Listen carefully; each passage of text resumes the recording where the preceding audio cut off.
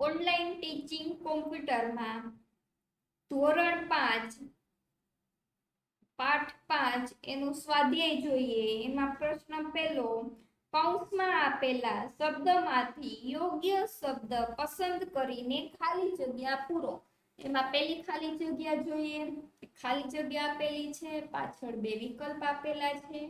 એમાંથી જે સાચો વિકલ્પ હોય એની નીચે તમારે લાઈન કરવાની છે અને સાચો વિકલ્પ છે તે ખાલી જગ્યામાં તમારે લખવાનું છે. પહેલી ખાલી જગ્યા જોઈએ. ખાલી જગ્યા બટન પર વિન્ડોના ટાઇટલ બાર પર આવેલું છે. ખાલી જગ્યા બટન વિન્ડોના ટાઇટલ બાર પર આવેલું છે તો જવાબ આવશે ઓફિસ બટન. ઓફિસ બટન ક્યાં આવેલું છે? ટાઇટલ બાર ઉપર. તો ઓફિસ બટનની નીચે લાઈન કરો. બીજી ખાલી જગ્યા જોઈએ. વર્ડ વિન્ડોના ખાલી જગ્યા પર સ્ટાર્ટ બટન આવેલું છે તો જવાબ આવશે ટાસ્ક બાર. ટાસ્ક બાર ઉપર સ્ટાર્ટ બટન આવેલું છે તો ટાસ્ક બાર ઉપર લાઈન કરો. ત્રીજી ખાલી જગ્યા, જો તમે ખાલી જગ્યા બટન ઉપર ક્લિક કરશો તો ડેસ્કટોપ પરથી વર્ડ વિન્ડો અદ્રશ્ય થઈ જશે અને તેનું આઇકન બટન ટાસ્ક બાર પર તમે જોઈ શકશો. તો જવાબ આવશે મિનિમાઇઝ. મિનિમાઇઝની નીચે લાઈન કરો. ચોથી ખાલી જગ્યા જોઈએ. વિન્ડોને નાની કરવા માટે ખાલી જગ્યા બટન ઉપર ક્લિક કરો તો જવાબ આવશે રિસ્ટોર ડાઉન. તો રિસ્ટોર ડાઉનની નીચે લાઈન કરો. પાંચમી ખાલી જગ્યા જોઈએ. ખાલી જગ્યા હોમ ટેબ, ઇન્સર્ટ ટેબ વગેરે ધરાવે છે તો મેનુ બાર આવે કે ટાઇટલ બાર? જવાબ આવશે મેનુ બાર. મેનુ બારની નીચે લાઈન કરો. છઠ્ઠી ખાલી જગ્યા, ડોક્યુમેન્ટના પેજ નંબર વગેરે જેવી માહિતી ખાલી જગ્યા દર્શાવે છે. જવાબ આવશે સ્ટેટસ બાર. સ્ટેટસ બારની નીચે લાઈન કરો. સાતમી ખાલી જગ્યા, વિન્ડો દ્વારા પસંદ કરાયેલા વિકલ્પને ખાલી જગ્યા કહે છે. જવાબ આવશે ડિફોલ્ટ સિલેક્શન. તો ડિફોલ્ટ સિલેક્શન નીચે લાઈન કરો. આઠમી ખાલી જગ્યા, ડોક્યુમેન્ટમાં કરેલા ફેરફારો સેવ કરવા માટે ખાલી જગ્યા ટૂલનો ઉપયોગ થાય છે. જવાબ આવશે સેવ. સેવ પરની નીચે લાઈન કરો.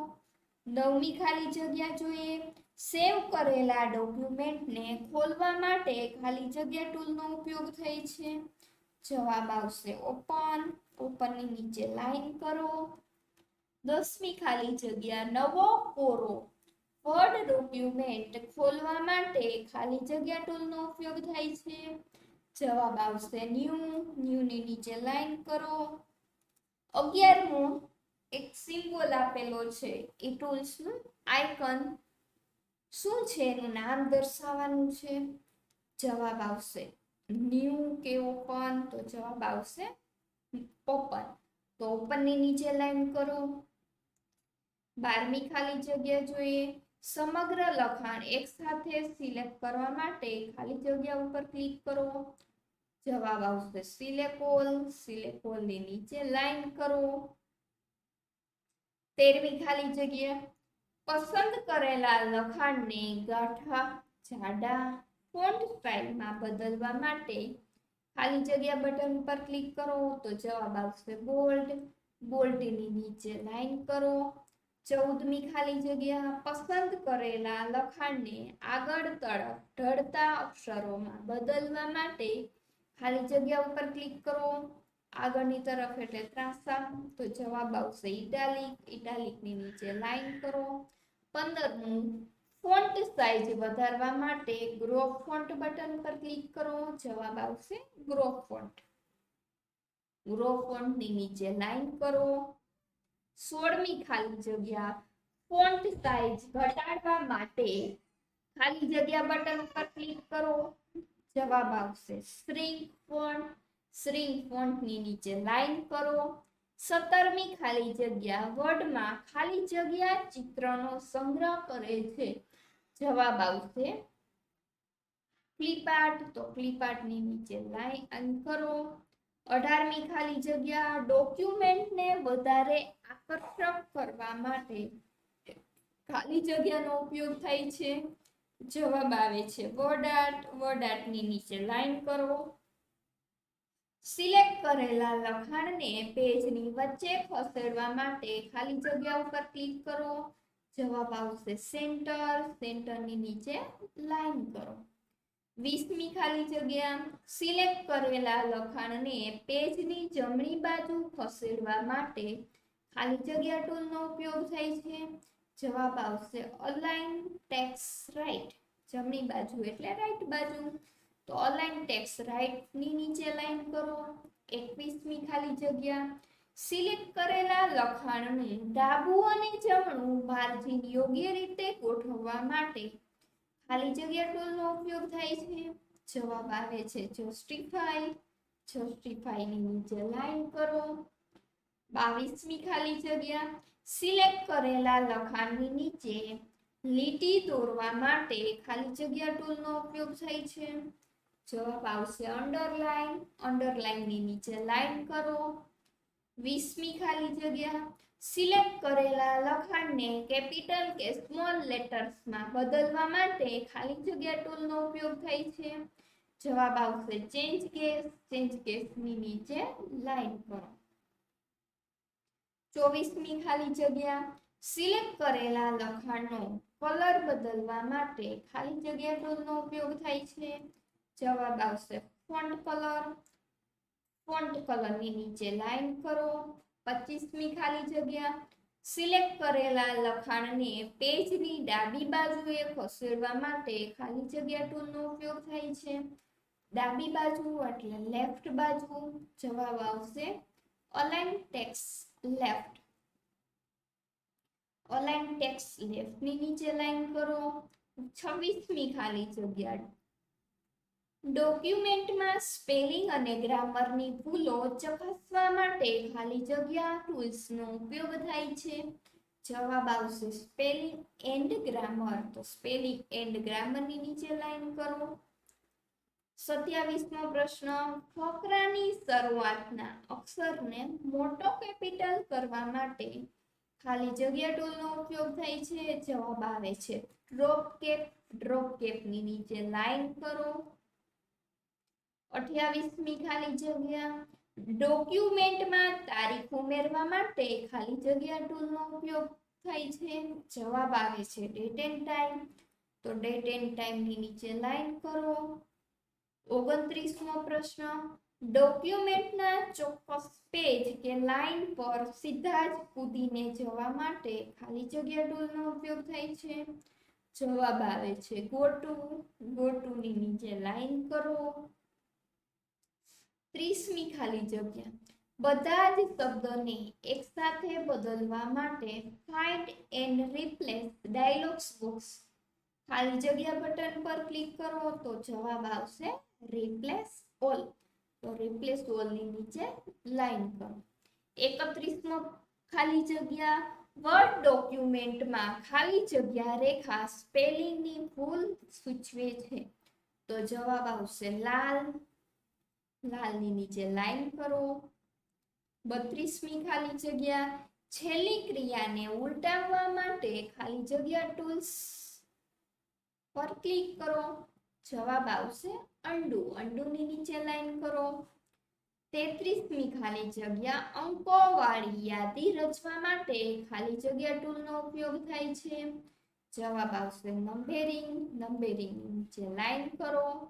34મી ખાલી જગ્યા. શોર્ટ ટેક્સ્ટ ડાયલોગ બોક્સમાં લખાણને A to Z ક્રમમાં ગોઠવવા માટે એસેન્ડિંગ પસંદ કરો. જવાબ આવશે એસેન્ડિંગ. એસેન્ડિંગની નીચે લાઈન કરો. 36મી ખાલી જગ્યા. તમે પસંદ કરેલા લખાણને પશ્ચાદભૂ ટૂલના ઉપયોગ વડે બદલી શકો છો. એટલે પશ્ચાદભૂ એટલે એનો બેકગ્રાઉન્ડનો કલર થાય. તો જવાબ આવશે શેડિંગ. શેડિંગની નીચે લાઈન કરો. ત્યારબાદ આગળ જોઈએ પ્રશ્ન નંબર 2. નીચેના ટૂલ્સના નામ અને તેના કાર્ય આપો. તો તમને સિમ્બોલ આપેલા છે. એ સિમ્બોલનું નામ તમારે જણાવવાનું છે અને તેનું કાર્ય લખવાનું છે. પેલું સિમ્બોલ છે એનું નામ છે ફોન્ટ. એનું કાર્ય છે ફોન્ટ બદલવા માટે અહીંયા ક્લિક કરી ગમતા ફોન્ટ એટલે કે અક્ષર પસંદ કરવા માટે વપરાય છે. બીજું છે એને કહે ફોન્ટ સાઇઝ. ફોન્ટને નાના કે મોટા કરવા, સાઇઝ બદલવા માટે વપરાય છે. ત્રીજું છે ક્લોઝ. વર્ડ વિન્ડોને બંધ કરવા માટે વપરાય છે. ચોથું છે સેવ. નામ આપીને પહેલીવાર ડોક્યુમેન્ટ સેવ કરવા અથવા તેમાં કરેલા ફેરફારો સેવ કરવા માટે વપરાય છે સેવ બટન. પાંચમું છે ઓપન બટન છે. સેવ કરેલો ડોક્યુમેન્ટ ખોલવા માટે ઓપન બટન વપરાય છે.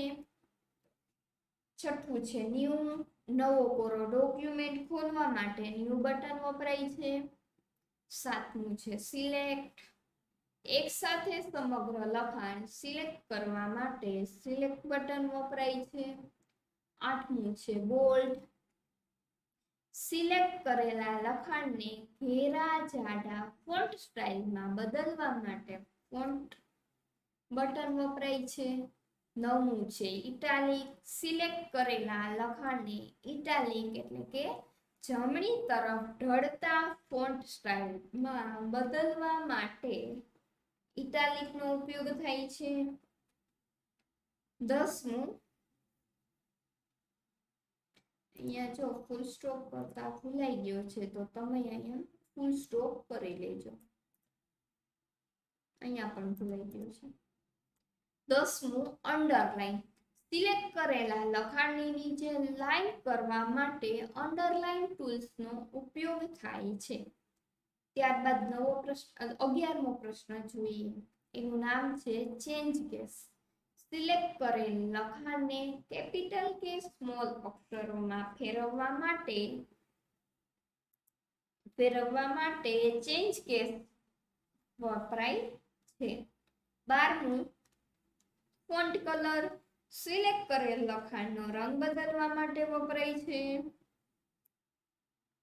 ફૂલ સ્ટોપ ભૂલાઈ ગયો છે તમે કરી નાખજો. 13મું ગ્રો ફોન્ટ. સિલેક્ટ કરેલા લખાણની ફોન્ટ સાઇઝ વધારવા માટે વપરાય છે. ત્યારબાદ શ્રિંક ફોન્ટ. સિલેક્ટ કરેલા લખાણની ફોન્ટ સાઇઝ ઘટાડવા માટે વપરાય છે શ્રિંક ફોન્ટ. 15મું અલાઇન ટેક્સ્ટ લેફ્ટ. સિલેક્ટ કરેલ લખાણને પેજની ડાબી તરફ ખસેડવા માટે વપરાય છે. સેન્ટર. સિલેક્ટ કરેલ લખાણને પેજની વચ્ચે ખસેડવા માટે વપરાય છે. 17મું અલાઇન ટેક્સ્ટ રાઇટ. સિલેક્ટ કરેલ લખાણને પેજની જમણી તરફ ખસેડવા માટે વપરાય છે. 18મું જસ્ટિફાય. સિલેક્ટ કરેલ ટેક્સ્ટનું ડાબું અને જમણું માર્જિન એટલે જગ્યા નક્કી કરવા માટે વપરાય છે. 19મું સ્પેલિંગ એન્ડ ગ્રામર. ડોક્યુમેન્ટમાં સ્પેલિંગ તથા ગ્રામરની ભૂલો ચકાસવા માટે વપરાય છે. 20મું અન્ડુ. ડોક્યુમેન્ટમાં છેલ્લી ક્રિયાને ઉલટાવવા માટે અન્ડુ વપરાય છે. 21મું રીડુ. અન્ડુ ટૂલની ક્રિયાને ઉલટાવવા માટે વપરાય છે રીડુ. 22મું નંબરિંગ. નંબરિંગનો ઉપયોગ અંકોની યાદી રચવા કે શરૂ કરવા માટે થાય છે. 23મું છે બુલેટ્સ. બુલેટ વાળી યાદી રચવા કે શરૂ કરવા અથવા તો અંકોવાળી યાદીને બુલેટ્સ વાળી યાદીમાં બદલવા માટે વપરાય છે. ત્યારબાદ આવે છે સોર્ટ. પસંદ કરેલ લખાણને ચડતા ક્રમમાં એટલે કે A to Z કે ઉતરતા ક્રમમાં એટલે કે Z to A ગોઠવણી કરવા માટે સોર્ટનો ઉપયોગ થાય છે. 25મું છે શેડિંગ. ડોક્યુમેન્ટમાં લખાણની પાછળ કલર પૂરવા એટલે કે પાર્શ્વભૂમિમાં કલર કરવા માટે વપરાય છે એટલે કે બેકગ્રાઉન્ડ કલર ફેરવવા માટે શેડિંગ વપરાય છે. ત્રીજો પ્રશ્ન નામ આપો. એમાં પેલું છે પ્રોગ્રામનું નામ દર્શાવનાર બાર એને ટાઇટલ બાર કહેવાય. બીજું છે શબ્દ શોધવા માટેનું ટૂલ એને ફાઇન્ડ કહેવાય. ત્રીજું સિલેક્ટ કરેલા લખાણને ખસેડવા માટેના બે ટૂલ્સ એને કટ પેસ્ટ કહેવાય. ચોથું સિલેક્ટ કરેલા લખાણની કોપી કરવા માટેના બે ટૂલ્સ એને કોપી પેસ્ટ કહેવાય. પાંચમું શબ્દો લીટીઓ વગેરેની સંખ્યા ગણવા માટેનું ટૂલ્સ એને વર્ડ કાઉન્ટ કહેવાય. છઠ્ઠું ડોક્યુમેન્ટમાં ચિત્રો ઉમેરવા માટેનું ટૂલ્સ એને ક્લિપ આર્ટ કહેવાય. સાતમું ડોક્યુમેન્ટમાં આકર્ષક લખાણ ઉમેરવા માટેનું ટૂલ્સ એને વર્ડ આર્ટ કહેવાય. અહીંયા જે છઠ્ઠો પોઈન્ટ છે ચિત્રમાં ડોક્યુમેન્ટમાં ચિત્રો ઉમેરવા માટેનું ટૂલ્સ, અહીંયા હજી એક આવશે ઇન્સર્ટ મેનુમાં પિક્ચર. શું આવશે? પિક્ચર. પિક્ચરથી પણ તમે ફોટો ઉમેરી શકો છો. ત્યારબાદ આઠમું અન્ડુ ટૂલની ક્રિયાને ઉલટાવવાનું ટૂલ એને રીડુ કહેવાય. નવમું સિલેક્ટ કરેલ લખાણને ચડતા કે ઉતરતા ક્રમમાં ગોઠવનાર ટૂલ્સ એને સોર્ટ કહેવાય. દસમું બુલેટ વાળી યાદી રચવા માટેનું ટૂલ્સ એને બુલેટ્સ કહેવાય. છેલ્લો પ્રશ્ન જોડકા જોડો. અવિભાગમાં